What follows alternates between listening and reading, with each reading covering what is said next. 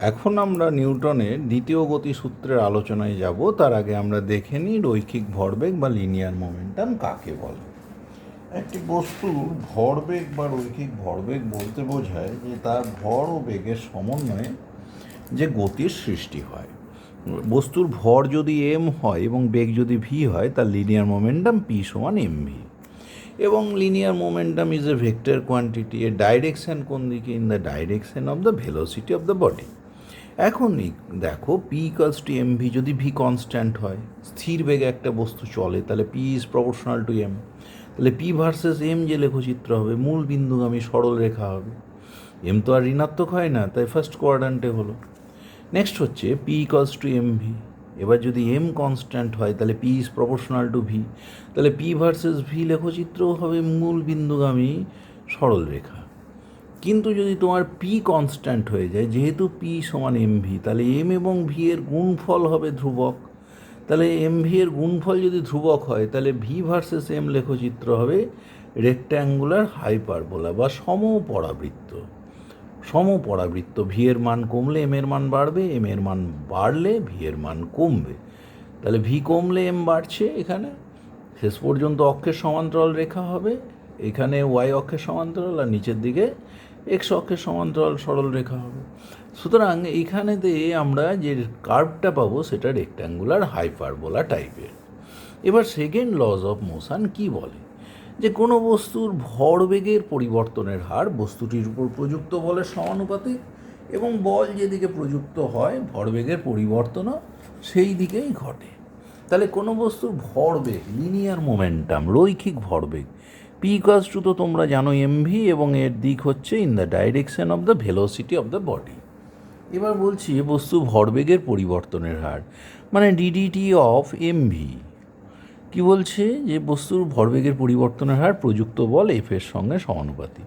তাহলে F proportional to D D T of M V. তাই কি বলা যায়?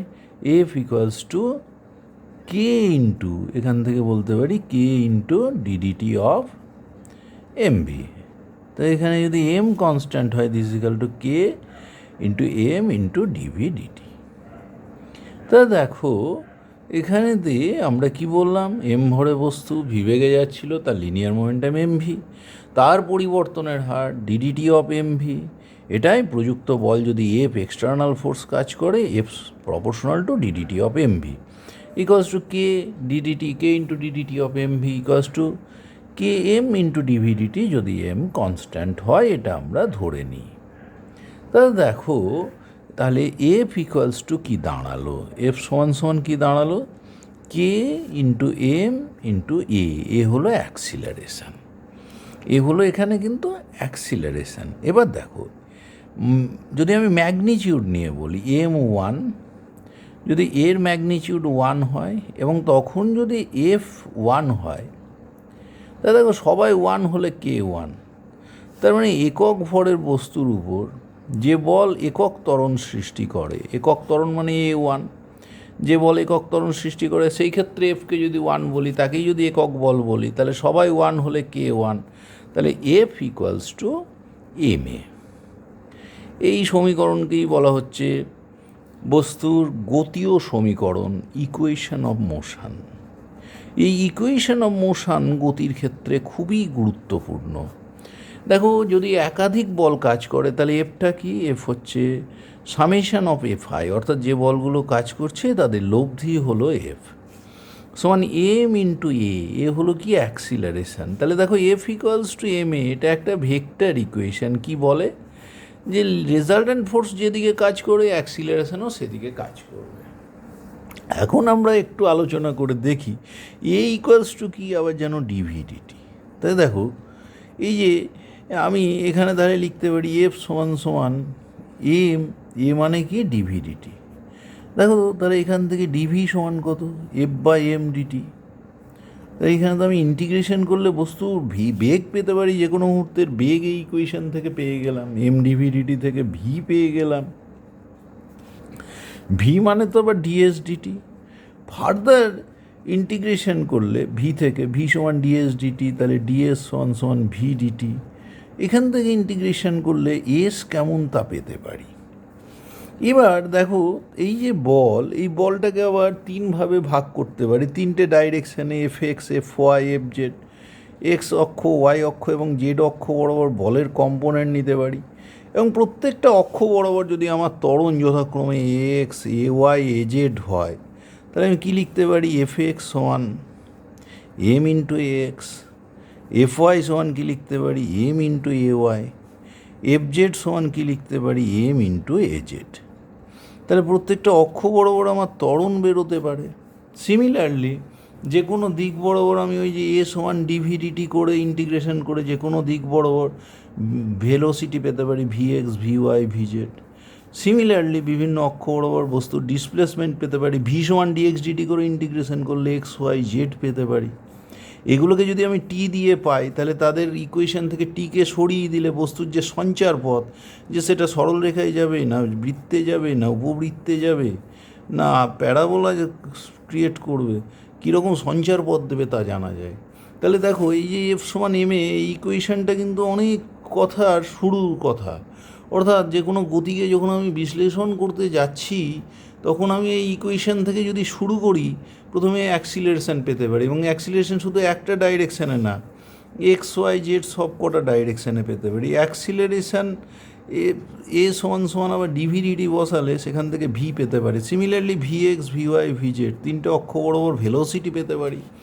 ভি সমান ডিএক্স ডিটি, ভি এক্স সমান ডিএক্স ডিটি, ভি ওয়াই সমান ডিওয়াই ডিটি, ভি জেড সমান ডিজেড ডিটি থেকে ইন্টিগ্রেশন করলে এক্স ওয়াই জেড পেতে পারি। এক্স ওয়াই জেডকে যদি টি দিয়ে প্রকাশ করা হয়, তাকে বলা হয় প্যারামেট্রিক ফর্ম।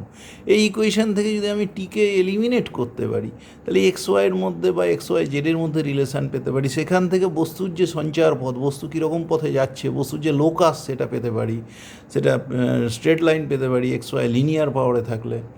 স্কোয়ার দিয়ে X square plus Y square সমান এস স্কোয়ার এরকম আকার, বা এক্স মাইনাস আলফার whole square plus Y minus বিটার হোল স্কোয়ার সমান এস স্কোয়ার এরকম আকারে পেলে সার্কেল পেতে পারি, কখনো উপবৃত্ত পেতে পারি, ইলিপস পেতে পারি, কখনো হাইপারবোলা পেতে পারি, কখনো প্যারাবোলা পেতে পারি। কীরকম সঞ্চার পথ হবে তাও জানা যেতে পারে। সুতরাং এই ইকুয়েশনটা দিয়ে আমাদের সবসময় গতিকে আমরা বিশ্লেষণ করতে শুরু করব।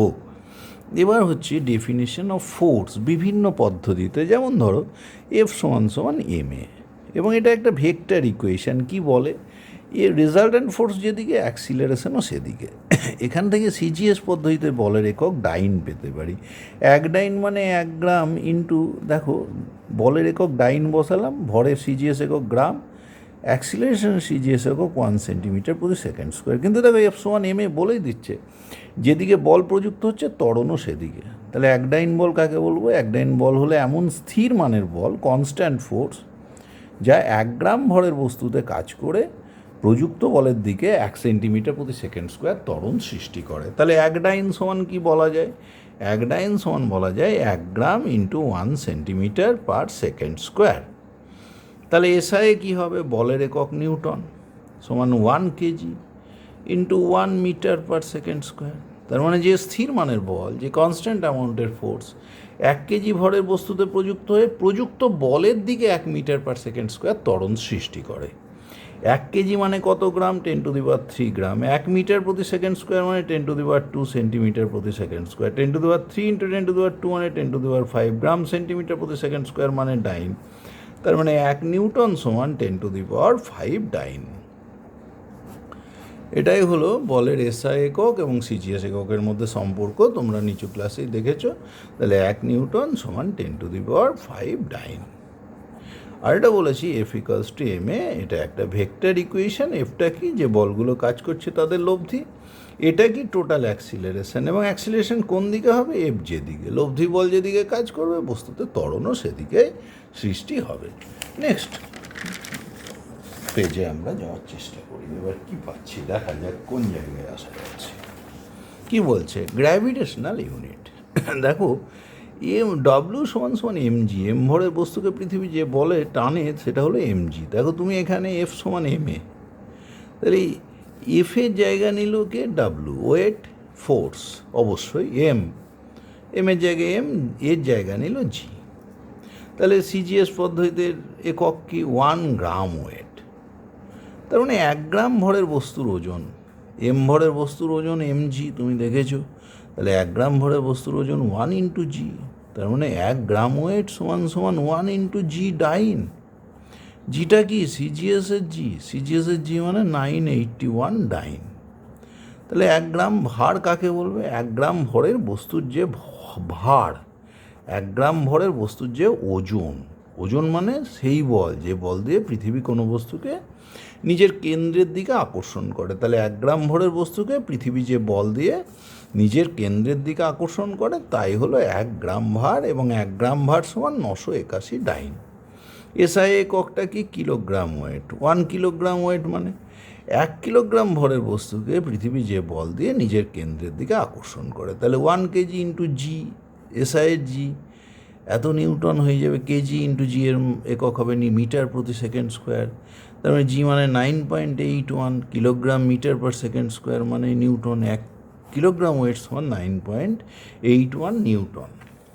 এই প্রসঙ্গে এফপিএস এককগুলো নিয়ে আমাদের একটু জানা দরকার। দেখো, যেমন তোমার পরম একক অ্যাবসোলুট ইউনিট এফপিএস পদ্ধতিতে তার নাম হলো পাউন্ডাল। এফ সমান তো এম এ দেখেছো, তাহলে এফ হলো 1 পাউন্ডাল। 1 পাউন্ডাল মানে কি?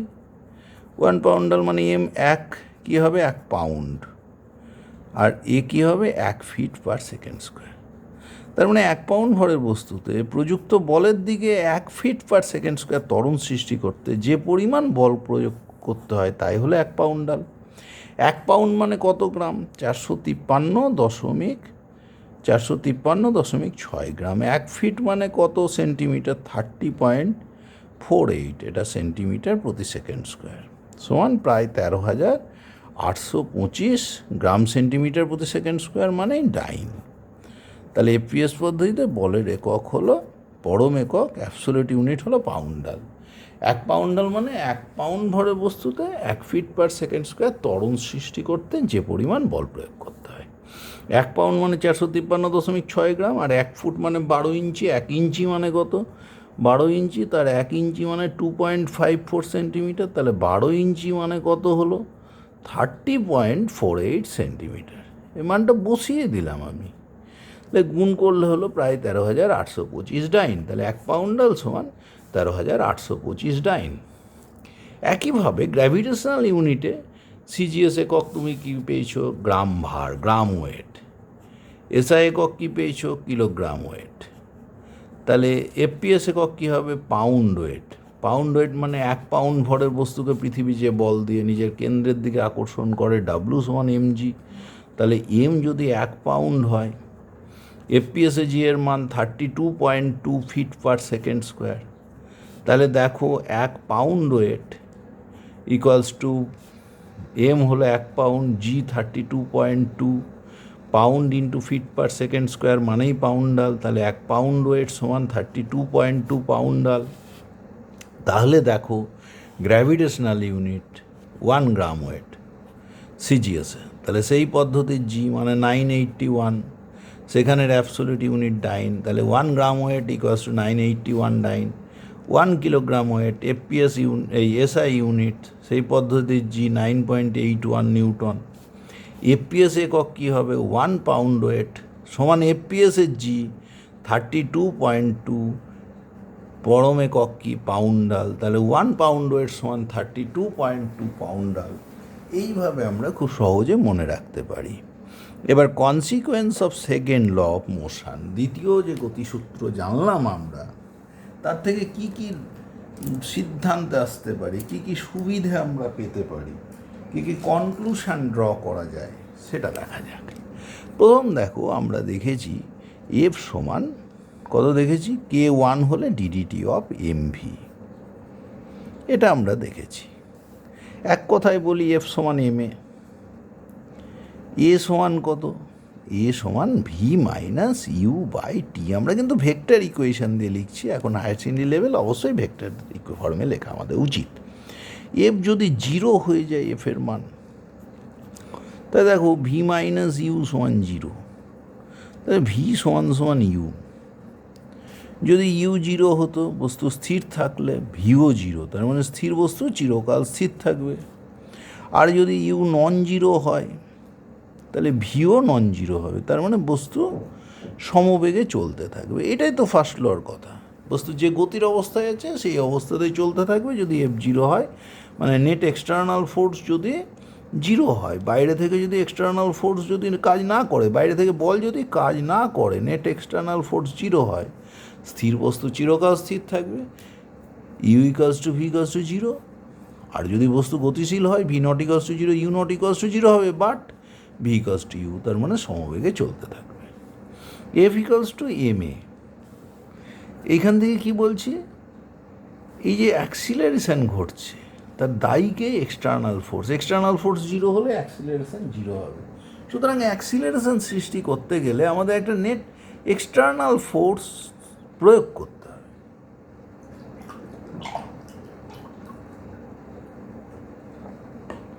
এইবার দেখো, এক্সটার্নাল ফোর্স যখন আমি প্রয়োগ করলাম অ্যাক্সিলারেশন সৃষ্টির জন্য, যেদিকে বস্তু গতিশীল সেদিকেই ফোর্স কাজ করতে পারে। তাই কি হতে পারে, তার স্পিড চেঞ্জ হয়ে গেল, ডাইরেকশান আনচেঞ্জড। স্পিড চেঞ্জ হলো কিন্তু ডাইরেকশান আনচেঞ্জড। আবার দেখো, যদি আমি এদিকে বস্তুর গতি তার সঙ্গে লম্ব দিকে বল দিই, তাহলে এদিকে একটা ত্বরণ সৃষ্টি হবে, এদিকে গতি, তার ফলে বস্তুর ডাইরেকশান চেঞ্জ হয়ে যেতে পারে। আবার velocity of the body May change. যে কোনো অ্যাঙ্গেলে আমি যদি ফোর্স দিই, তাহলে এই ফোর্সের একটা কম্পোনেন্ট এফ কস থিটা আর একটা কম্পোনেন্ট এফ সাইন থিটা কাজ করবে। তাহলে এফ কস থিটা কী করবে, স্পিডটাকে চেঞ্জ করবে, এফ সাইন থিটা গতির দিককে বদলে দেবে। তাহলে গতির দিক, ডাইরেকশন অফ মোশন চেঞ্জ করার জন্য গতির সঙ্গে লম্ব দিকে বল প্রয়োগ করে দিই, তাহলে খুব ভালো। তাহলে এই ক্ষেত্রে লম্ব দিকে একটা অ্যাক্সিলারেশন থাকবে, এদিকে সমবেগে গেলেও বস্তুর লব্ধি যে গতি হবে সেই গতির দিকটা বদলে যাবে। Velocity of the body May change. যদি একটা অ্যাঙ্গেলে ফোর্স অ্যাপ্লাই করি, যেদিকে গতি তার সঙ্গে, তাহলে এই সেই দিকের বেগের কম্পোনেন্ট স্পিডকে চেঞ্জ করবে, সেদিকের স্পিডকে চেঞ্জ করে দেবে। আবার এফ সাইন থিটা লম্ব দিকে বেগের প্রভাবে ডাইরেকশানও চেঞ্জ হয়ে যাবে, ডাইরেকশান অফ মোশন।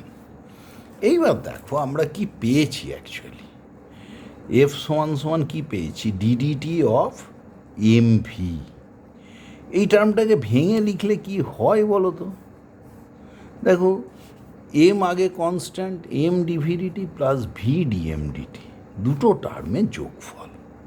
এবার এই যে দুটো টার্মের যোগফল কেমন, দেখো একটা বেল্ট গতিশীল, বেল্টটা ভি বেগে গতিশীল, ভি স্পিডে এবং ডাইরেকশন অফ মোশনও আনচেঞ্জড।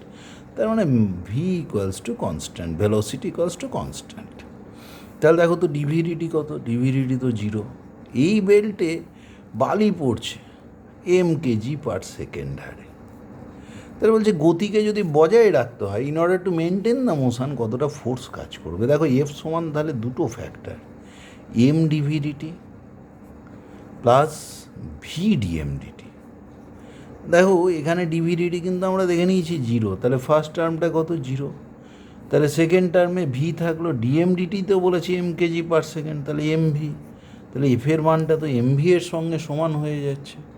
সুতরাং আমরা যেটা দেখেছি যে আমরা যে টার্ম, যে ফর্মটা নিচু ক্লাসে পড়ে অভ্যস্ত, এম সমান কনস্ট্যান্ট, তাহলে ডিএমডিটি কত হতো, জিরো।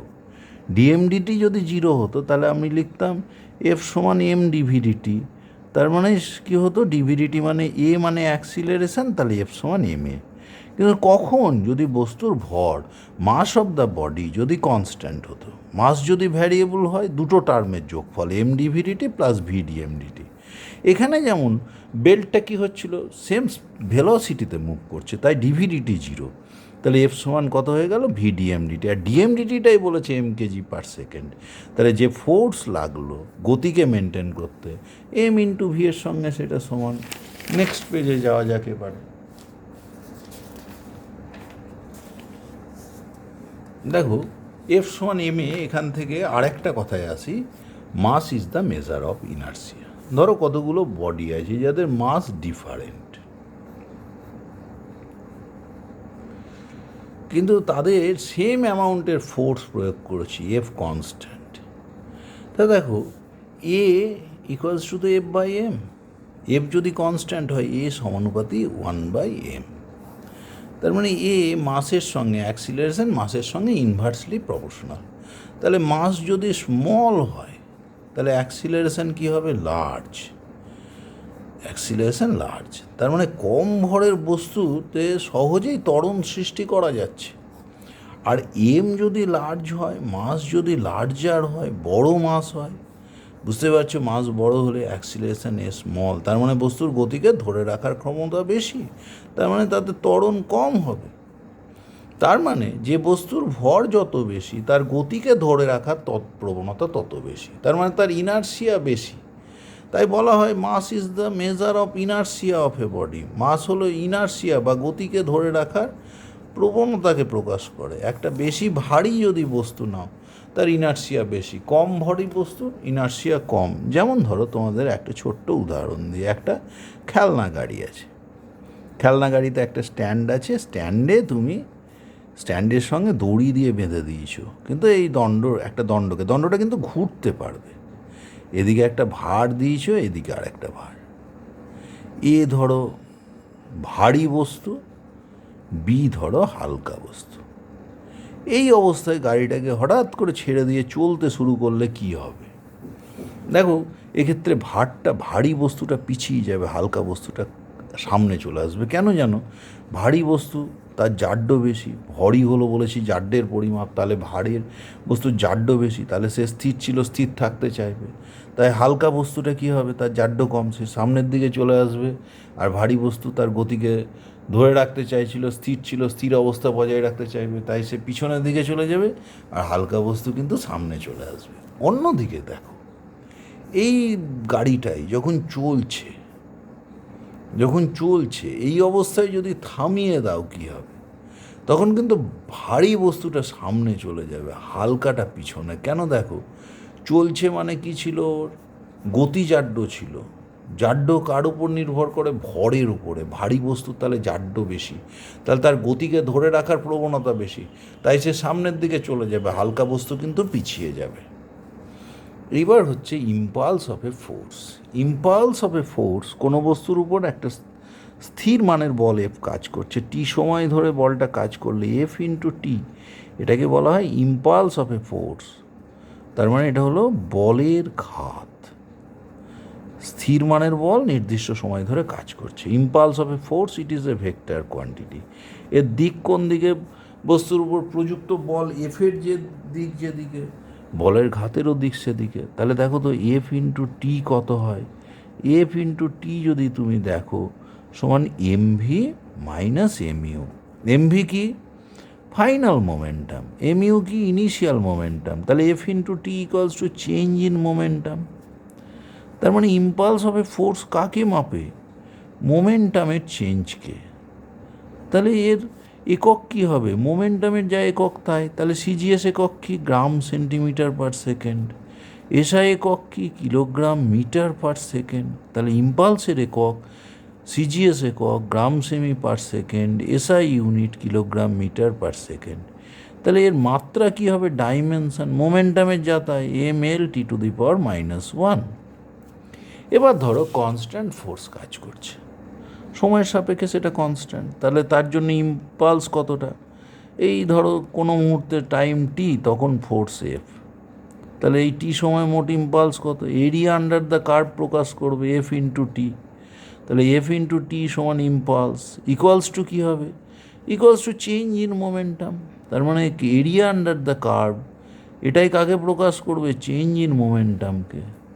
যদি আমার ইনিশিয়াল মোমেন্টাম জানা থাকে তাহলে চেঞ্জ ইন মোমেন্টাম থেকে আমরা ফাইনাল মোমেন্টামও বের করতে পারবো। বস্তু চূড়ান্ত ভরবেগ কত হবে সেটা হিসেব করে বলে দেওয়া যাবে। এটা কিন্তু যখন ফোর্সটা ছিল কনস্ট্যান্ট। ফোর্স যদি এরকম ভ্যারিয়েবল হয়, বাড়া কমা করে, তখন ধরো কোনো মুহূর্তে বস্তুর উপর বল কাজ করছে এফ, ধরো ও এফ বলকে প্রকাশ করছে। আর আমি খুব ক্ষুদ্র সময় নিলাম, এই ও এল বা O1A, এটা বল এফকে প্রকাশ করছে, আর O1L ক্ষুদ্র সময় ডেল্টাটিকে প্রকাশ করছে।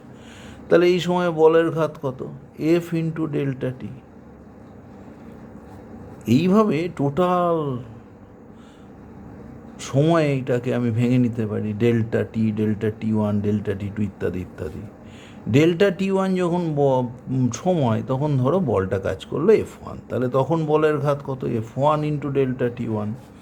তারপরে সময়টা ডেল্টা T2, তাহলে তখন বলের ঘাত কত? F2 into delta T2। তাহলে মোট বলের ঘাত এই রকম ছোটো ছোটো স্টেপে যা যা বলের ঘাত পেয়েছি তাদের যোগফল হবে, এবং এই টোটাল বলের ঘাত সমান কী হয়? Change in momentum. Change in momentum তার মানে ভরবেগের পরিবর্তনকেই কিন্তু সেটা সূচিত করে, মোট ভরবেগের পরিবর্তনকে এটা কিন্তু দেখা যায়। এবার যদি আমরা ক্যালকুলাস দিয়ে অ্যাপ্রোচ করি, কোনো মুহূর্তে ধরো তোমার বল হলো এফ, তারপরে ডিটি সময়ে, তাহলে বলের ঘাত এফ ডিটি, তাহলে মোট বলের ঘাত মানে কি? এফ ডিটিগুলো এরকম ছোটো ছোটো step, F1 DT1, F1 delta T1, F2 delta T2, F3 delta T3, এতে যোগ করতে হবে। এবং ডেল্টা টিগুলো সব কন্টিনিউয়াস ভেরিয়েবল, তাহলে যোগ করার নিয়ম কী হবে? ইন্টিগ্রেশন। ধরো 0 থেকে T, এই সময়ে বলের ঘাত বের করবো, তাহলে ইন্টিগ্রেশন করবো এফ ডিটি। এফ কী থাকবে? F as a function of T থাকবে, দেওয়া থাকলে আমরা বসিয়ে দেবো, বসিয়ে দিয়ে ইন্টিগ্রেশন করলেই বলের ঘাত পেয়ে যাব। তাহলে ইম্পালস অফ এ ফোর্স পেয়ে যাব। Impulse of a force equals two কি?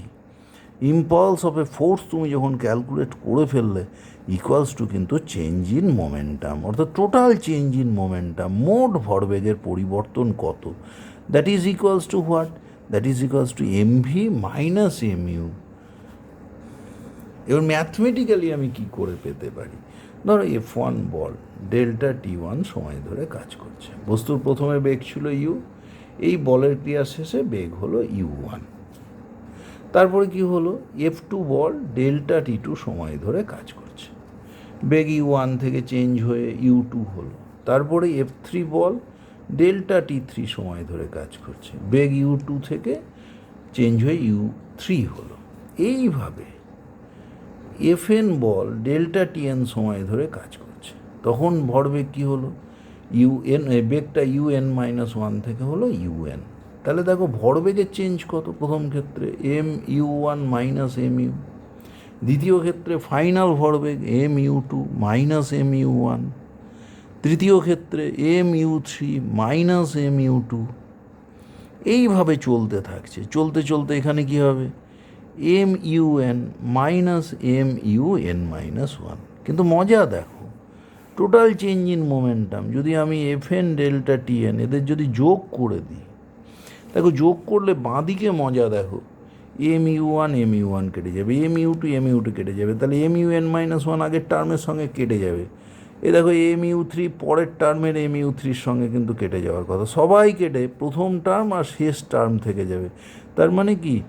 MUN মাইনাস MU থেকে যাবে। তার মানে total change in momentum equals to total impulse imparted equals to total change in momentum MUN minus MU, final momentum minus initial momentum, total change in momentum equals to impulse of a force.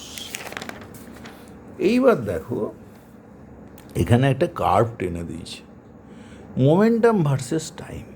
এইখানে বলছে যে এই কার্ভটা দেখতে পাচ্ছ, একটা sign লেখো। এখানে দেখো 1 সেকেন্ড, 2 সেকেন্ড, 3 সেকেন্ড, 3.5 সেকেন্ড পর্যন্ত কার্ভটা টানা আছে, দেখতে পাচ্ছ? যে কার্ভের যে এরিয়া সেটাই তাহলে কি বোঝায়? ইম্পালস অফ এ ফোর্স, মানে চেঞ্জ ইন মোমেন্টামকে বোঝাবে। তো দেখো প্রথম ক্ষেত্রে যতটা এরিয়া পজিটিভ, দ্বিতীয় ক্ষেত্রে ফোর্থ কোয়াড্রান্ট মানে এরিয়াটা হয়ে যাবে negative, P negative T positive, তৃতীয় ক্ষেত্রে এরিয়া পজিটিভ, চতুর্থ ক্ষেত্রে এরিয়া নেগেটিভ। এই এরিয়াটা কি? একটা অর্ধবৃত্ত। অর্ধবৃত্তের তাহলে ক্ষেত্রফল হয় কি? বৃত্তের হয় πr², কিন্তু এখানে πAB/2 নেব, তাহলে এটা কত হবে? পাই এ কত? দেখো এই যে দূরত্বটা এর অর্ধেক মানে 2 থেকে 3 মানে হাফ সেকেন্ড। বি কত? বি দেখো এটা বি মানে কতটা? বি মানে এখানে 1 ইউনিট দিয়েছে ইন্টু 1, তাহলে দেখো এর ক্ষেত্রফল হলো π/2। তাহলে এইটুকুটার ক্ষেত্রফল কত? তার অর্ধেক, তাহলে 4। এটা কি হয়ে যাবে? এটা ঋণাত্মক। দেখো এই প্রথম 1 নম্বর এরিয়া 2 নম্বর অর্ধবৃত্তের এরিয়াকে কেটে দেবে, এটা পজিটিভ এটা নেগেটিভ। এটা পজিটিভ হলো, এটা হলো π/2, নিচের এরিয়াটা তার ঠিক হাফ, তার মানে π/4, তাহলে নিট এরিয়া কত হবে? π/2 মাইনাস π/4 মানে π/4। এটা কি হলো? তার মানে পি এর ইউনিট দিয়েছে, ইউনিট মানে ধরো তোমার kilogram metre per second into second. তাহলে এটা কি হয়ে গেল? Impulse of a force equals to change in momentum হয়। তাহলে এখানে পি ইন্টু টি যদি আমি করে দিই, পি এখানে যদি আমি পি নিয়েছি, মানে এটা অ্যাকচুয়ালি হওয়া উচিত ছিল আই, মানে তোমার ফোর্স এফ, এদিকে হওয়া উচিত ছিল এফ আর এদিকে টি। তাহলে ইম্পালস অফ এ ফোর্স হলো এফ ইন্টু টি, তার মানে নিউটন সেকেন্ড। এসআই যদি নিই, সিজিএসে নিলে ডাইন সেকেন্ড। এইভাবে আমরা বলতে পারি এদিকে এফ এদিকে টি, এফ ইন্টু টি, এটাই বোঝাবে ইম্পালস হবে ফোর্স। ফার্স্ট এরিয়াটা পজিটিভ, সেকেন্ডটা নেগেটিভ, দুটো যদি ইকুয়াল অ্যান্ড অপোজিট এরিয়া হয় তাহলে যোগফল 0। থার্ড এরিয়া, এটা কিন্তু ইলিপসের মতন হবে, কারণ দুটো অক্ষ আলাদা ইউনিটকে বোঝায়। ইলিপসের এরিয়া π/a/b হয়, অর্ধ এরিয়া আছে, তাহলে π/a/b/2। এটা কিন্তু গোটা অক্ষের দৈর্ঘ্যের অর্ধেক হবে। গোটা দৈর্ঘ্যটা হলো 1 সেকেন্ড, তাহলে এটা হাফ সেকেন্ড নিলাম, তাহলে পাই ইন্টু হাফ। আর বিটা কিন্তু এইটুকুটা বি, গোটাটা হলে 2b হতো, তাহলে এটা বি হলো 1 সেকেন্ড, 1 ইউনিট, বা তাহলে এটা হলো π/2। ন্যাচারালি তার অর্ধেকটা π/4। এটা পজিটিভ এরিয়া, এটা নেগেটিভ এরিয়া, এরিয়া হলো তাই হলো π/2 minus π/4 equals to π/4 newton second. এইভাবে আমরা বল এবং যদি সময়ে লেখচিত্র থাকে তার এরিয়া থেকে ইম্পালস অফ এ ফোর্স এবং চেঞ্জ ইন মোমেন্টাম ক্যালকুলেট করতে পারবো।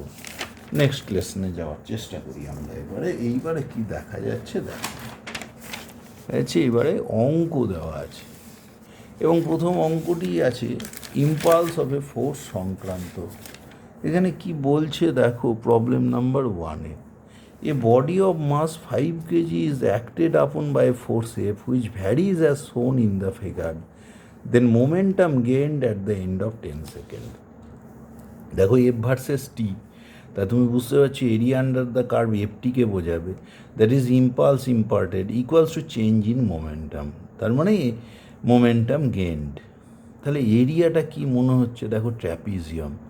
তাহলে এফটি ট্র্যাপিজিয়ামের ক্ষেত্রফল দেখতে পাচ্ছ, একটা বাহু হলো 10 ইউনিট আর একটা 4 থেকে 8 মানে 4 ইউনিট। তাহলে কি হলো, ট্র্যাপিজিয়ামের ক্ষেত্রফল হাফ ইন্টু সমান্তরাল বাহুদ্বয়ের একটা 10 ইউনিট আর এটা 4 থেকে 8 মানে 4 ইউনিট ইন্টু তাদের মধ্যে লম্ব দূরত্ব কত, 20 ইউনিট।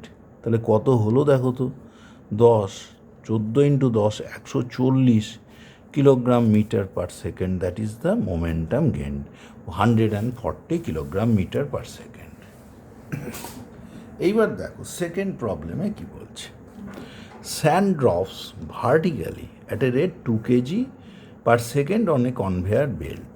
তার মানে জল পড়ছে, বালিকণাগুলো কত হারে, ডিএমডিটি বলে দিয়েছে 2 kg per second. Horizontally with a velocity, constant velocity 0.2 metre per second. Find the extra force required. দেখো ফোর্স এফ সমান সমান আমরা দেখেছি M D V D T plus V D M D T. দেখো প্রথম টার্মে কিন্তু ভি বলে দিয়েছে কনস্ট্যান্ট, তার মানে ডিভিডিটি 0। তাহলে এখানে প্রথম টার্ম কিন্তু 0, এর কন্ট্রিবিউশন থাকবে না। তাহলে এফ সমান কত, ভি ডিএমডিটি, ভি কত বলে দিয়েছে 0.2, ডিএমডিটি 2 kg পার সেকেন্ড ইন্টু 2, তার মানে কত হলো 0.4 Newton. So the extra force required is 0.4 Newton. That should be our answer. Next question এ যাচ্ছে, বলে দিয়েছে force 10I plus 5J acts on a particle of mass 10 gram. It starts from rest. Find its position at the end of 5 seconds. 5 second পরে এর position কী হবে এটা চেয়েছে। দেখো এখানে তার মানে ফোর্স দিয়েছে, ফোর্সের এক্স কম্পোনেন্ট আছে, ওয়াই কম্পোনেন্ট আছে, মাস দিয়ে দিয়েছে, পজিশান চেয়েছে। দেখো তাহলে ফোর্সের এক্স কম্পোনেন্ট কত, 10 নিউটন, ওয়াই কম্পোনেন্ট কত, এফ ওয়াই হলো 5 নিউটন, মাস কত এম, 10 গ্রাম রাখলে হবে না, 10 ইন্টু 10⁻³ কেজি, তার মানে 10⁻² কেজি। তাহলে দেখো অ্যাক্সিলারেশন অ্যালং এক্স অ্যাক্সিস এ এক্স সমান এফ এক্স বাই এম, তার মানে 10 বাই, এখানে দেখো গুণ করলে 10⁻² হচ্ছে, তাহলে এ এক্স হলো 10⁻³ মিটার পার সেকেন্ড স্কোয়ার। এবার এ ওয়াই কত, অ্যাক্সিলারেশন অ্যালং ওয়াই অ্যাক্সিস সমান এফ ওয়াই বাই এম, তার মানে 5/10⁻², তার মানে 500 মিটার পার সেকেন্ড স্কোয়ার। এইবার বলছে 5 সেকেন্ডে ওর পজিশান কত, তাহলে 5 সেকেন্ডে এই অ্যাক্সিলারেশন নিয়ে শুরু করেছিল তো, ইট স্টার্টস ফ্রম রেস্ট, তার মানে ইউ এক্স ছিল 0, ইউ ওয়াই ছিল 0, এ এক্স বলে দিয়েছে, এ ওয়াই বলে দিয়েছে। দেখো ইউনিফর্ম অ্যাক্সিলারেশন দুটোই অ্যাক্সিলারেশন টাইম ডিপেন্ডেন্ট নয়, সুতরাং অসুবিধে নেই। তাহলে এর এক্স কোঅর্ডিনেট কত হবে, half A X into T square, half A T square. Y সমান কত হবে, half A Y into T square. তাহলে এ এক্স কত, হাফ এ এক্স মানে 10⁻³ টি স্কোয়ার মানে কত 5 সেকেন্ড, তাহলে 5-এর স্কোয়ার। এ ওয়াই কত হবে, হাফ ইন্টু 500 ইন্টু 5-এর স্কোয়ার। এইবার বলছে ফাইন্ড ইটস পজিশন, তাহলে এক্স ওয়াই বেরিয়ে গেল। পজিশন ভেক্টর যদি আর হয়, আর সমান √(অফ x² + y², অরিজিন থেকে ডিস্টেন্স। দেখো এইখানেও 10⁻³ আছে, এইখানে 10⁻² আছে, তাহলে 10⁻² আমি বের করে নিলাম।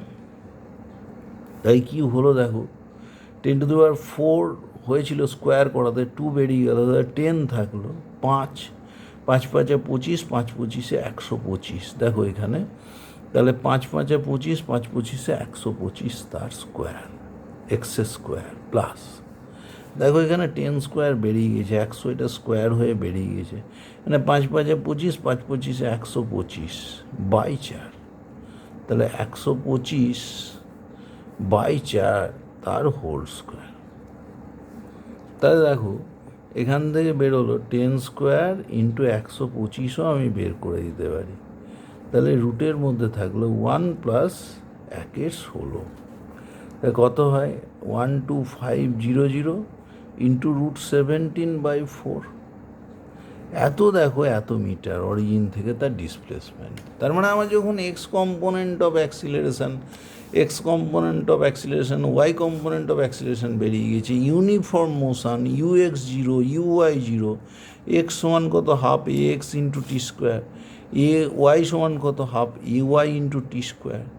এইবার আর সমান √(অফ x² + y²। এখানে বুঝতে পারছো 10⁻² আমি বের করে নিয়েছি, তাহলে একটা 10 থাকলো 5, 125 তার স্কোয়ার। এটাও তাই, দেখো 10⁻² বের করে নিয়েছি, তাহলে 125/2 তার স্কোয়ার, 125/2 স্কোয়ার ছিল কিন্তু এটা। দেখো এটা এখানে 100 বেরিয়ে গেছে, 125/2, তাহলে এইটা ছিল 4, তাহলে এটা 5-এর 4, তার মানে √5/2 হতো এটা। ঠিক আছে, 12500 ইন্টু √5/2, তার মানে এটা কত 6250 ইন্টু √5, তাহলে 6250 √5 মিটার। এটাই হবে তার অবস্থান ফ্রম দ্য অরিজিন, এই মুহূর্তে ডিস্টেন্স। নেক্সট প্রবলেমে আমরা যাই। নেক্সট প্রবলেম কি বলছে, বলছি machine gun fires a bullet of mass 40 gram with a velocity 1200 metre per second. The man holding the gun can exert a force of 144 Newton. How many bullets can be fired in 1 minute? দেখো পার সেকেন্ডে যায়, একটা বুলেটের মোমেন্টামের change কতখানি, ধরি এনটা bullet throw করছে পার সেকেন্ডে আগে, তাহলে একটা বুলেটের মোমেন্টামের চেঞ্জ কত হচ্ছে, মাস 40 গ্রাম মানে কত K G, 40 into 10⁻³ K G into 1200 metre, তাহলে একটা বুলেটের জন্য চেঞ্জ ইন মোমেন্টাম এমভি বেরিয়ে গেল। তাহলে এনটা বুলেট ছুড়লাম ইন্টু এন, তার জন্য কতটা ফোর্স, 144 নিউটন ফোর্স। তাহলে দেখো আমি বলি কি, ভরবেগের পরিবর্তনের হার mv/t সমান ফোর্স এফ। তাহলে ভরবেগের পরিবর্তনের হার, ভরবেগ কত, বুলেটের মাস এটা ইন্টু বেগ, প্রতি সেকেন্ডে এনটা বুলেট, তাহলে এনটা বুলেটের জন্য প্রতি সেকেন্ডে ভরবেগের পরিবর্তন মানেই যেটা ভরবেগের পরিবর্তনের হার সমান বল করলাম। তাহলে এন সমান কত 144/1200 ইন্টু 40 ইন্টু 10⁻³ কত -3। দেখো 2 3 শূন্য চলে গেল, 144/48 মানে 3টে বুলেট ছুটছি প্রতি সেকেন্ডে, মিনিটে কটা 60 ইন্টু 3, তার মানে কটা হলো 180টি বুলেট পার মিনিটে আমার ছোড়া যাবে।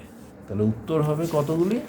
180টি। 4 নম্বর প্রশ্নের উত্তর আমাদের হয়ে গেল। এইবার আমরা 5 নম্বর প্রশ্নে যাব। 5 নম্বর প্রশ্নে কি বলছে? A gun applied a force F on a bullet given by this. The bullet emerges with a speed 400 meter per second. Then find the impulse exerted till the force on the bullet is 0.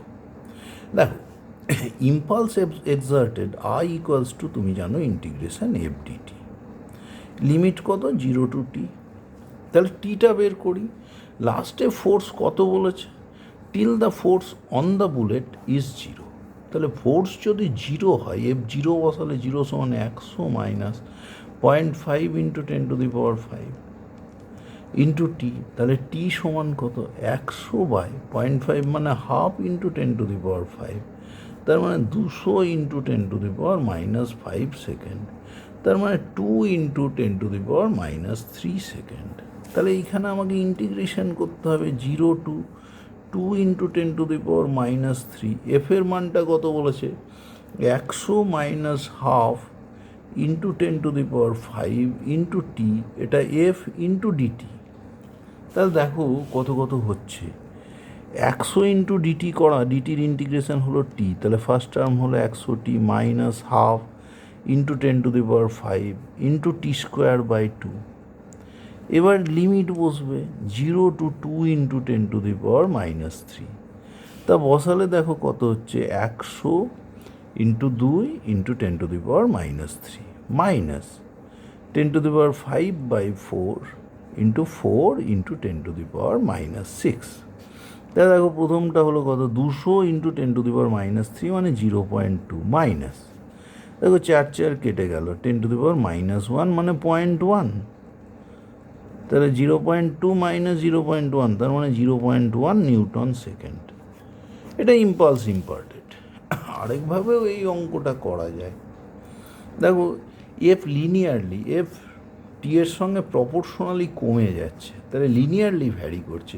So T equals two যখন 0, F হলো 100 Newton, আর ultimate যে force সেটা হলো 0। তাহলে এফের গড় বল নেব যখন F T এর সঙ্গে লিনিয়ারলি চেঞ্জ করছে, তাহলে গড় বল কত? 100 আর 0-র গড় হলো 50 নিউটন। আর সময়কাল কত সেটা তো তুমি দেখেই নিয়েছো, 2 ইন্টু 10⁻³ সেকেন্ড। তাহলে এইখানে ইম্পালস ইম্পার্টেড এফ ইন্টু ডিটি, তাহলে দেখো 100 ইন্টু 10⁻³ তার মানে হলো 0.1 নিউটন সেকেন্ড। এইভাবেও আমরা খুব শর্টে আনসার করে বেরিয়ে যেতে পারি। এফ ইজ যখন প্রপোর্শনাল টু টি, তখন আমরা কিন্তু অ্যাভারেজ ফোর্স দিয়েও অ্যাপ্রোচ করতে পারি, আমার ক্যালকুলাস দিয়ে অ্যাপ্রোচ না করে খুব সহজভাবে বেরিয়ে যেতে পারে। বিশেষত মাল্টিপল চয়েস টাইপ কোশ্চেন আনসারের জন্য খুব একটা ভালো পদ্ধতি বলতে পারো। এরপরে প্রশ্নে আসছে, কি বলতে চাইছে দেখো। বলছে truck starts from rest and accelerates uniformly 2 metre per second square. 6 number অঙ্ক। At t equals to 10 seconds, a stone is dropped by a person on the top of the truck 6 meters high from the ground. What are the velocity and acceleration of the stone at t equals to 11 seconds? এই বছরই নিটে পড়া অঙ্কের সঙ্গে এই অঙ্কটির যথেষ্ট মিল আছে। দেখো ট্রাকটা যাচ্ছে, ক সেকেন্ড ধরে ত্বরণ সহ গেছে? 10 সেকেন্ড। কতটা ত্বরণ? 2 মিটার পার সেকেন্ড স্কোয়ার। তাহলে সেই মুহূর্তের বেগ ভি সমান এটি, মানে 10 দুগুণ 20 মিটার পার সেকেন্ড। তাহলে যে স্টোনটা ফেলছি তার horizontal component of velocity U X হলো 20 metre per second. What are the velocity and acceleration of the stone at T equals to 11 second? তাই দেখো যে মুহূর্তে স্টোনটা পড়লো ওই মুহূর্তে ও কিন্তু অ্যাক্সিলারেশন ডিউ টু গ্র্যাভিটির জন্য নিচে পড়বে। 10 সেকেন্ড কিন্তু আগেই গতিশীল ছিল, আর টি ইকুয়ালস টু 11 সেকেন্ড মানে আর 1 সেকেন্ডও পড়েছে এইভাবে। তাহলে vertical component of velocity VY সমান জি ইন্টু 1, 1 সেকেন্ড পড়েছে, তার মানে 10 মিটার পার সেকেন্ড। তাহলে তার দুটো component of velocity, horizontal component 20 metre per second, vertical component 10 metre per second. তাহলে তার টোটাল ভেলোসিটি যদি ভি হয়, ভি স্কোয়ার সমান 20 স্কোয়ার প্লাস 10 স্কোয়ার, মানে 500 √ ভি সমান তার মানে কত 10√5 মিটার পার সেকেন্ড। এবার যদি তুমি ডাইরেকশনের কথা বলো, ভার্টিক্যালের সঙ্গে যদি থিটা কোণ করে, তাহলে বুঝতেই পারছো ট্যান থিটা সমান কত হবে, এদিকে 20 আর এদিকে 10, ভার্টিক্যালে 10 মিটার পার সেকেন্ড, এদিকে 20 metre per second. Vector diagram টেনে আমরা যদি ভাবি, তাহলে লম্ব হলো 20, ভূমি হলো 10, তাহলে ট্যান ইনভার্স 2 অ্যাঙ্গেলে খুব সহজে এটা আমাদের কিন্তু বেরিয়ে যাবে। খুব সহজে আমরা ভেলোসিটি পেলাম। আর অ্যাক্সিলারেশন কি, ও তো পড়ছে vertically only acceleration due to gravity. So t=1 second আরও পড়ে, মানে t=11 সেকেন্ডের মাথায় ওর অ্যাক্সিলারেশন হবে 10 metre per second square, velocity হবে কত 10√5 মিটার পার সেকেন্ড, এবং ভার্টিক্যালের সঙ্গে অ্যাঙ্গেল থিটা হলে ট্যান থিটা সমান 2, মানে থিটা সমান ট্যান ইনভার্স 2 কোণে ভার্টিক্যালের সঙ্গে পড়বে। নেক্সট আরেকটা প্রবলেমে আমরা যাচ্ছি। সে প্রবলেমে কি বলছে দেখো, বলছে কি a rigid ball of mass m strikes a rigid wall and gets reflected without loss of speed as shown in figure. The value of impulse imparted by the ball on the wall. Let the speed of the ball be v. তাহলে বলটার momentum mv ছিল, mv মোমেন্টামে ফিরে এসছে। এই মোমেন্টামটাকে দুদিকে ভাঙতে পারি। দেখো এই কোণটা 60 ডিগ্রি হলে এটা 60 ডিগ্রি, তাহলে mvর এদিকে কম্পোনেন্ট কত mv cos 60 perpendicular to the ওয়ালে, আর প্যারালাল টু দ্য ওয়ালে mv sin 60। যে কোনো ভেক্টরকে আমরা কিন্তু সবসময় ভাঙি তার ইনিশিয়াল পয়েন্টে। এবার যখন ফিরে আসছে তখন দেখো ইনিশিয়াল পয়েন্ট কিন্তু আমার এই পি বিন্দুতে, তাহলে তার হরাইজন্টাল কম্পোনেন্ট অফ মোমেন্টাম এবং vertical component of momentum. Horizontal component of momentum কত mv cos 60, ভার্টিক্যাল কত mv sin 60। দেখো ভার্টিক্যাল কম্পোনেন্ট অফ মোমেন্টাম আগেও যেদিকে mv sin 60 ছিল এখনও সেদিকে, তাহলে সেদিকে কোনো চেঞ্জ হয়নি। তাহলে along the wall there is no change in momentum. তাহলে কোন দিকে হয়েছে, পারপেন্ডিকুলার টু দ্য ওয়াল। দেখো আগে মোমেন্টাম ছিল কোন দিকে, টুয়ার্ডস দ্য ওয়াল, আর এখন কোথায়, অ্যাওয়ে ফ্রম দ্য ওয়াল। তাহলে এটা যদি পজিটিভ এক্স ডাইরেকশন হয়, এটা নেগেটিভ এক্স ডাইরেকশন, তাহলে এটাই যদি পজিটিভ ভ্যালু দিই তাহলে এটা নেগেটিভ। তাহলে চেঞ্জ ইন মোমেন্টাম কত হবে, mv cos 60 minus of minus mv cos 60। তার মানে কত হলো 2mv cos 60, cos 60-র মান কত হাফ, তাহলে 2mv ইন্টু হাফ, তার মানে mv, এবং কোন দিকে, পারপেন্ডিকুলার টু দ্য ওয়াল, কোথায়, অ্যাওয়ে ফ্রম দ্য ওয়াল, কারণ এটাই ফাইনাল মোমেন্টামের দিকে, এই মোমেন্টামটাকে আমি পজিটিভ ধরেছি। সুতরাং এখানে impulse imparted of the wall on the wall equals to change in momentum of the ball equals to I equals to mv। That is our answer here. Next প্রবলেমে আমরা যাবো এবারে। কি বলছে দেখি, বলছে particle of mass m is moving in a straight line with momentum p starting at t=0. A force F=kt acts on the same direction on the moving particle during time interval t, so that momentum changes by p to 3p. Here k is constant. কি বলছে দেখো, F=kt এই নিয়মে change হচ্ছে। এবার বলছে কি k is a constant, বলছে কি a force acts in the direction of moving particle during time t, so that momentum changes. Here k is a constant. Straight line with momentum starting from a force acts on the particle. তাহলে এখন তোমার কাছে প্রশ্ন হলো, find the time taken to change the momentum t equals to what. এটাই time taken, calculate the time taken. তাহলে দেখো মোমেন্টামের কথা ফোর্স থেকে আসছে, তাহলে F সমান ডিপি ডিটি, তাই তো, কারণ তুমি জানো F সমান কে ডিপি ডিটি, কে এর মানটা তো বাই ডেফিনেশন আমরা 1 করে নিয়েছি ফোর্সের ডেফিনেশন নিয়ে, সমান কেটি। এবার কি করব, তাহলে সেপারেশন অফ ভ্যারিয়েবল, ডিপি সমান কত, কেটি ইন্টু ডিটি।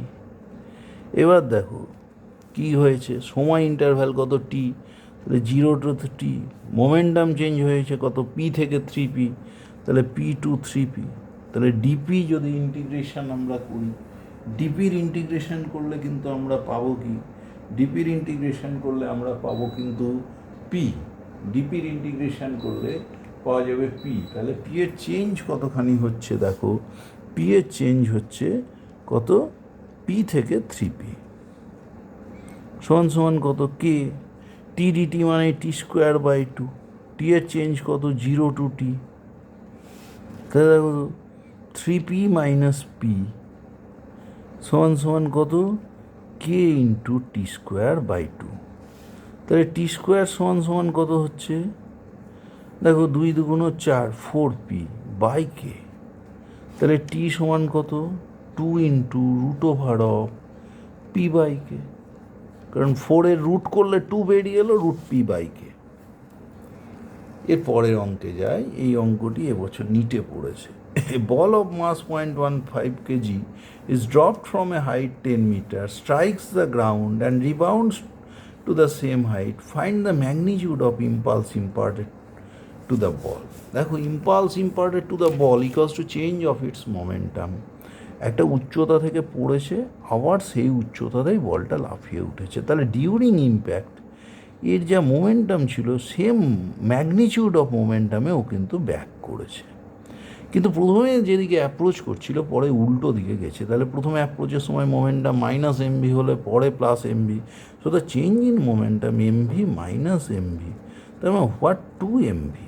তো what to calculate, first of all বলটা কত বেগে কত স্পিডে গ্রাউন্ডে পড়েছে। তুমি জানো তো ভি সমান রুট ওভার 2gh, জি এর মান কত 10, এইচ কত, কত মিটার উচ্চতা থেকে drop from a height 10 metre, তাহলে এইচ হলো 10, আবার ইন্টু 10, তাহলে কত হলো 10√2। তাহলে change in momentum equals to impulse imparted, I equals to 2mv equals to 2, M এর মান কত দেখো 0.15 কেজি, তাহলে 0.15 ইন্টু ভি কত 10√2। দেখো খুব সহজ ক্যালকুলেশান, 15, 150, 300, 2 ঘর চলে গেল 3√2, তাহলে √2-র মান কত 1.414, 3 14 42, 4.214 kilogram meter per second. That is the value of impulse imparted here. Next, let us consider the next problem. কি বলছে প্রবলেমে, বলছে যে a car starts from rest and accelerates 5 meter per second. At t equals to 4 seconds, a ball is dropped out of a window by a person sitting near the car. What is the velocity and acceleration of the ball at t equals to 6 seconds? একটু আগে যে অঙ্ক করলাম তার অনুরূপ অঙ্ক। কারটা যাচ্ছে, কি বলছে, starts from rest u0, acceleration কত 5 মিটার পার সেকেন্ড স্কোয়ার, ক সেকেন্ড গেছে 4 সেকেন্ড, তাহলে 4 সেকেন্ডে ওর বেগ হচ্ছে কত 80, তার মানে 4×5 20 মিটার পার সেকেন্ড। তাহলে হরাইজন্টাল এই ভেলোসিটিতে বলটা ছেড়ে দেওয়া হয়েছে।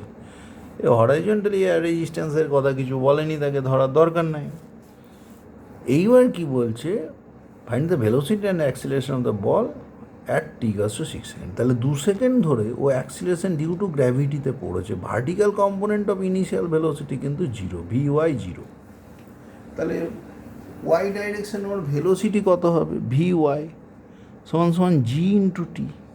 জি কত 10, টি কত 4 সেকেন্ডে ফেলেছি 6 সেকেন্ড পর্যন্ত, তার মানে 6 - 4 মানে 2 সেকেন্ড, তার মানে 20 মিটার পার সেকেন্ড। দেখো, তাহলে X component of velocity unchanged velocity 20 metre per second, ওয়াইও 20 মিটার পার সেকেন্ড, দুদিকের মধ্যে অ্যাঙ্গেল 90 ডিগ্রি, তাই লব্ধি তুমি জানো 20√2 মিটার পার সেকেন্ড, এবং সমান সমান ভেক্টর, তাহলে এই কোণটাকে সমদ্বিখণ্ডিত করবে, এটা 45 ডিগ্রি, ভার্টিক্যালের সঙ্গে 45 ডিগ্রি অ্যাঙ্গেলে ভেলোসিটির মান হবে 20√2 মিটার পার সেকেন্ড।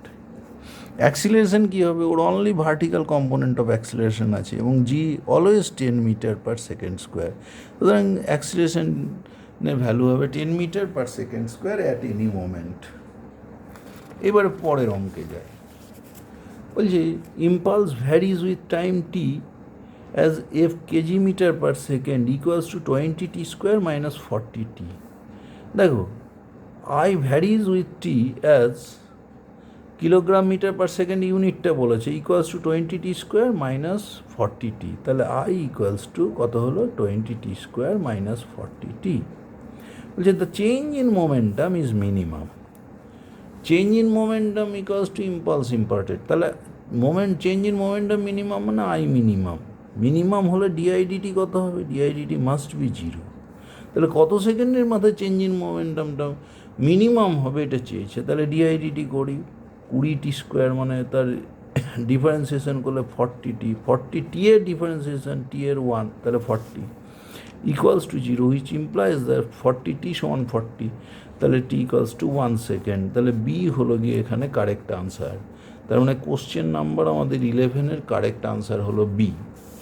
এইবার আমরা কোশ্চেন নাম্বার 12-এ যেতে যাচ্ছি। 12 কোশ্চেনে কি বলছে দেখা যাক। এ force 2t plus 3t squared j, 2ti plus 3t squared j acts on an object moving in the xy plane. Find magnitude of change in momentum of the object in the time interval t equals to 0 to t equals to 2 second. দেখো আবার বলছে change in momentum. Change in momentum মানে কি impulse ইম্পার্টেড, আর impulse ইম্পার্টেড মানেই I সমান সমান integration F dt. কত সেকেন্ডে? ইন্টারভ্যাল 0 to 2 সেকেন্ডে। তা দেখো এফটা কী দিয়েছে? Twice T I plus 3t² J, এত নিউটন দিয়েছে, ইন্টু ডিটি। ইন্টিগ্রেশন লিমিট কত? 0 to 2, তাহলে 2 টি এর ইন্টিগ্রেশন হলো t²/2i প্লাস 3t² এর ইন্টিগ্রেশন হলো t³/3j। লিমিট কত চেঞ্জ হলো? 0 to 2। দেখো 2 কেটে গেল, 3 কেটে গেল, t²i মানে 2 2 4i, t³ মানে কত হলো? 2 4, 4 2 8, 8j। এইখানে তাহলে এফ বলে দিয়েছিল ফোর্স মোমেন্টাম, তাহলে আমাদের খুব সহজে চেঞ্জ ইন মোমেন্টাম বেরিয়ে গেল। কত বেরোলো? এখানে বলছে magnitude of momentum of the object 4i plus 8j। Next প্রবলেমে আমরা যাই। প্রবলেম নাম্বার 13 কি বলে? প্রবলেম নাম্বার 13 বলছে a block of mass M is placed on a smooth incline plane of inclination theta. Inclination থিটার ইনক্লাইন প্লেনে একটা block রাখা আছে। as shown in figure, the wedge is given an acceleration, এই যে ওয়েজ ইনক্লাইন প্লেনটাকে একটা এ অ্যাক্সিলারেশন দিয়েছি towards right. Find the relation between A and G to remain the block stationary. এই ব্লকটা দেখো, এই ব্লকটার কী হবে? ব্লকের ওজন সোজা নিচে কাজ করে, তুমি জানো। এই ওজনকে আমি দুদিকে ভাঙতে পারি, একটা অ্যালং দ্য প্লেন আর এটা পারপেন্ডিকুলার টু দ্য প্লেন। এবং তুমি জানো এই কোণটা থিটা হলে এই কোণটা কত হবে বলো তো? আবার থিটা হয়ে যাবে, কেন? এটা থিটা, এটা 90 ডিগ্রি, এটা 90 মাইনাস থিটা, তাহলে এটা 90 মাইনাস থিটা আর এটা 90 মাইনাস থিটা হলে এটা তো লম্ব তলের ওপরে, তাহলে 90 থেকে 90 মাইনাস থিটা বাদ গেলে এটা থিটা। তাহলে দেখো এই এমজির component perpendicular to the plane mg cos theta, আর along the plane mg sine theta. তাই তো এমজিকে ভাঙলাম পরস্পর দুটো লম্ব দুই দিকে এবং এর প্রাথমিক বিন্দুতে, তাহলে এমজি সাইন থিটার প্রভাবে এর নেমে আসার কথা। তো তুমি জানো এই ওয়েজটাকে যদি আমি পুরো ব্লক সিস্টেমটাকে, পুরো নততলটাকে এ ত্বরণ দিই, তাহলে বিপরীত দিকে অলিক বলজনিত ত্বরণ এ কাজ করবে। তাহলে এই ত্বরণের কম্পোনেন্ট নিশ্চয়ই ব্লকটাকে থামাবে। এই কোণটা থিটা হলে এটাও তো বুঝতে পারছো থিটা হবে, তাহলে এর এদিকে ব্লকের গতির অপোজিটে ত্বরণ এ কস থিটা। তাহলে ওর থামার শর্ত কী হবে? দেখো এমজি সাইন থিটা ছিল ফোর্স, তাহলে নততল বরাবর ত্বরণ ছিল জি সাইন থিটা, আর উপরের দিকে ত্বরণ এ কস থিটা। এ দুটো যদি সমান হয় তাহলে এরা ব্লকটাকে সামনে রাখতে পারবে। তাহলে এ আর জি এর মধ্যে সম্পর্ক কি? এ সমান G sine theta by cos theta মানে জি ট্যান থিটা। তাহলে equals to G tan theta হলে ব্লকটা সামনে থাকবে। ঠিক আছে? তাহলে ব্লকের component of weight along the inclined plane is mg sin theta. So due to this weight component, acceleration of the block along the plane is g sin theta. যখন ব্লকের একটা অ্যাক্সিলারেশন যেদিকে আছে, সিউডো ফোর্সের জন্য একটা অ্যাক্সিলারেশন কাজ করবে বিপরীতে, এবং তার component opposite to the motion of the block a cos theta. যখন ব্লকটা সামনে থাকবে এই জি সাইন থিটা আর এ কস থিটা সমান হবে, তাহলে a equals to G tan theta. So the required relation in between A and g is a equals to G tan theta. Next প্রবলেমে আমরা যাচ্ছি। নেক্সট প্রবলেম নাম্বার 14 কি বলছে? A vessel containing water is given a constant acceleration towards left.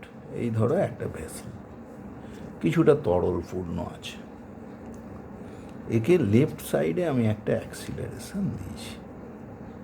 এবার কী বলছে, a horizontal path towards left along a horizontal path which of the following diagrams represent the surface of the liquid. দেখো এদিকে acceleration দিলে pseudo ফোর্সের জন্য acceleration এদিকে কাজ করবে, তাহলে এদিকে ফোর্স এম এ কাজ করলো, ওজন কোন দিকে কাজ করছে, সোজা নিচের দিকে, তাহলে এই দুটো ফোর্সের লব্ধি কিন্তু এদিকে এই রেখা বরাবর, তাহলে এইদিকে লব্ধি বল আর এই লব্ধি বলের সঙ্গে না সবসময় সারফেসটা কীভাবে থাকে যেন লম্বভাবে, যাতে করে এই লব্ধি বলের কোনো কম্পোনেন্ট সারফেসে না কাজ করে। তাহলে স্থির প্রবাহের ধর্ম অনুযায়ী সারফেসটা কিন্তু লব্ধি বলের সঙ্গে কত কোণে থাকবে, 90 ডিগ্রি কোণে। তাহলে এই দিকটা উঁচু আর এই দিকটা নিচু, অর্থাৎ দেখো আমাদের অপশান ডি, ডান দিকটা উঁচু বাঁ দিকটা নিচু হয়ে যাবে, যার ফলে তাহলে ডি হলো কারেক্ট অপশান। আবার বলি, ওজন কাজ করছে সোজা নিচে, এদিকে ত্বরণ সিস্টেমে, তাহলে বিপরীতে অলিক বল, তাহলে আর হলো লব্ধি বল, আর লব্ধি বলের সঙ্গে লিকুইডের ওপরের তল কেমনভাবে থাকে, লব্ধির সঙ্গে লম্বভাবে, তাহলে এই লব্ধি বল তার পারপেন্ডিকুলার প্লেন তো এটা, তাহলে এইরকম সারফেসটা হওয়ার কথা। যেহেতু একটু কনকেভ আপওয়ার্ড হয়, জলের লেভেল দেখলেই দেখবে টেস্ট টিউবে নিয়ে, সেই জন্য এইভাবে সারফেসটাকে আঁকা হয়েছে, সামান্য একটু কার্ভ করে। So D is the correct answer. 14 কোশ্চেনের কারেক্ট আনসার ডি। খুব ইম্পর্ট্যান্ট প্রবলেম এটা। নেক্সট প্রবলেমে আমরা যাব। নাম্বার 15 বলছে a force 60 square I plus twice T J is applied on a body of 3 kg at rest, find the velocity acquired by the body after 3 second. দেখো velocity acquired মানে এখানে আমাদের কি করতে হবে, দেখো প্রথমত চেঞ্জ ইন মোমেন্টাম যদি আমি করি তাহলেই ভেলোসিটি অ্যাকোয়ার্ড পেয়ে যাব। তাহলে চেঞ্জ ইন মোমেন্টাম মানে impulse imparted, I equals to integration F dt, তা করলেই চেঞ্জ ইন মোমেন্টাম এমভি পেয়ে যাব। এমভি পেয়ে গেলে এম তো বলে দিয়েছে 3 kg, তাহলে ফাইনাল ভেলোসিটি পেয়ে যাব। তাহলে ফাইন্ড দ্য ভেলোসিটি অ্যাকোয়ার্ড, কতখানি ভেলোসিটি অ্যাকোয়ার করেছে সেটা পেয়ে যাব। ঠিক আছে, বডিটা আগে তো রেস্টে ছিল, তাহলে ফাইনাল মোমেন্টাম যেটা, that is the change in momentum equals to impulse imparted and equals to integration F dt, কত সময়ে 3 সেকেন্ডে, তাহলে টি এর লিমিট 0 to 3। তাহলে দেখো একই টাইপের অঙ্ক, তাহলে এখানে 0 to 3, এফটা কত আছে 60 square I plus twice T J into D T, limit 0 to 3। দেখো এখানে 6 টি স্কোয়ারের ইন্টিগ্রেশন করলে t cube by 3i plus twice t এর ইন্টিগ্রেশন করলে t square by 2 into j, limit কত 0 to 3। এটা সমান কত, এম কত বলেছে 3 kg, তাহলে 3 ইন্টু ভি করে দিই না, তাহলে কত হলো দেখো 2 টি কিউব আই, টি এর মান 3, 3 3 9 3 9 27, 27 2 54 I plus T square J, তাহলে 3 3 9 জে সমান সমান কত 3 ভি, তাহলে ভি সমান সমান কত 3 দিয়ে ভাগ 18 আই প্লাস 3 জে। এটাই হলো ভেলোসিটির মান। খুব সহজভাবে আমাদের বেরিয়ে গেল ভেলোসিটির মানটি কতখানি হবে। নেক্সট কোশ্চেনে আমরা যাওয়ার চেষ্টা করি। বলছে কি, a particle is observed from two frames S1 and S2. The frame S2 moves with respect to S1 with constant acceleration e, তার মানে S1 এর রেসপেক্টে S2 অ্যাক্সিলারেশন আছে a. Let F1 and F2 be the pseudo forces when seen from S1 and S2 respectively. এবার বলছে which of the following are not possible, বলছে F1 হলো pseudo force, F2 হলো আরেকটা থেকে সিউডো ফোর্স। বলছে F1 equals to 0, F2 not equals to 0। হ্যাঁ, ওদের অ্যাক্সিলারেশন থাকতে পারে নিজেদের মধ্যে, তাহলে একটার ক্ষেত্রে একটা ইনার্সিয়াল হতে পারে, একটা নন ইনার্সিয়াল হতে পারে। তাহলে সেখানেতে কি বলছে, a particle is observed from two frames. The frame S2 moves with respect to S1 with constant acceleration. Let F1 and F2 be the pseudo forces when seen from S1 and S2 respectively.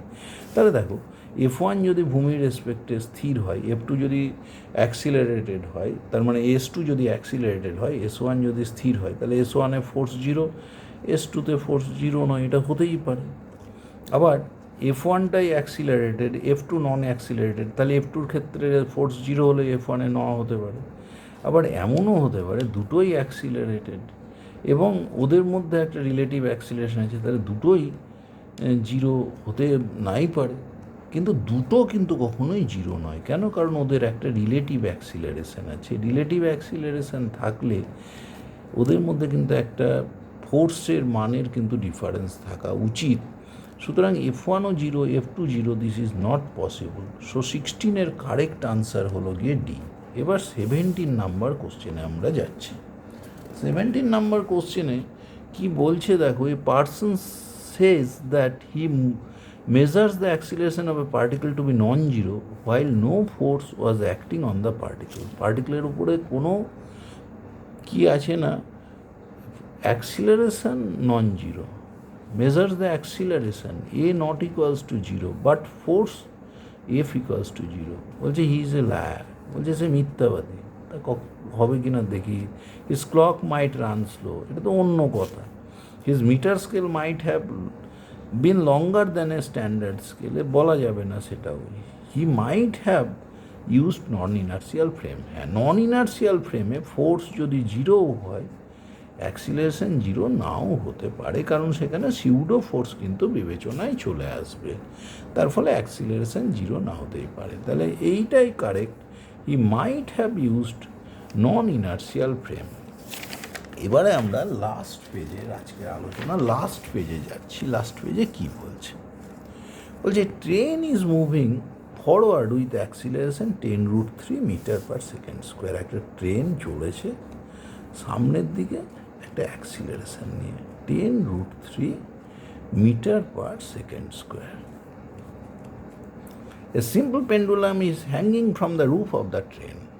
Find the angle made by the thread of the pendulum with the direction of motion of the train. দেখো, এদিকে ত্বরণ কাজ করলে বিপরীত দিকে অলিক বলজনিত ত্বরণ এ কাজ করবে এবং 10√3 মিটার পার সেকেন্ড স্কোয়ার। তার ফলে আমার পেন্ডুলামটা কিন্তু এইরকম একটা অ্যাঙ্গেলে চলে আসবে, লব্ধি বল কাজ করবে। কার কার লব্ধি দেখো, বুঝতে পারছো, এটা এমজি, এটা এমএ, এদের লব্ধি। তাহলে এখানে অ্যাঙ্গেলটা কত হবে? দেখো, এটা এমএ, এটা এমজি, তাহলে ট্যান থিটা সমান সমান কত? দেখো, এমএ বাই এমজি, এম কেটে গেল, এ কত বলে দিয়েছে 10√3 বাই জি কত 10, তাহলে √3। ট্যান থিটা √3 হলে থিটা কত degree? Theta must be 60 degree. কিন্তু ডাইরেকশন অফ মোশনের সঙ্গে অ্যাঙ্গেল কত? এদিকে আরও 90 আছে। So the total angle theta plus 90 degree, so the required angle is 150 degree. সুতরাং খুব সহজে আমরা রিকোয়ার্ড অ্যাঙ্গেল পেয়ে গেলাম। এরপরে লাস্ট দুটো প্রশ্নের সমাধানে আমরা যাব। লাস্ট দুটো প্রশ্ন কি বলছে দেখা যাক। প্রবলেম নাম্বার 19 বলছে F1 acts on a particle, a force F1 acts on a particle so as to accelerate it from rest to a velocity v. The force F1 is then replaced by F2 which decelerates it to rest. দেখো, তার মানে পার্টিকেলটার প্রথমে আমরা যদি velocity টাইমে একটা graph টেনে নিই, সুবিধে হতে পারে। এইভাবে প্রথমে অ্যাক্সিলারেট করলো, তারপরে ডিসিলারেট করলো। প্রথমে F1 বল কাজ করছিল, তার মানে ত্বরণ হলো F1 বাই এম, ত্বরণ আলফা সমান। আর দ্বিতীয় ক্ষেত্রে একে ডিসিলারেট করে আবার জিরো ভেলোসিটিতে এলো বিটা সমান F2 বাই এম।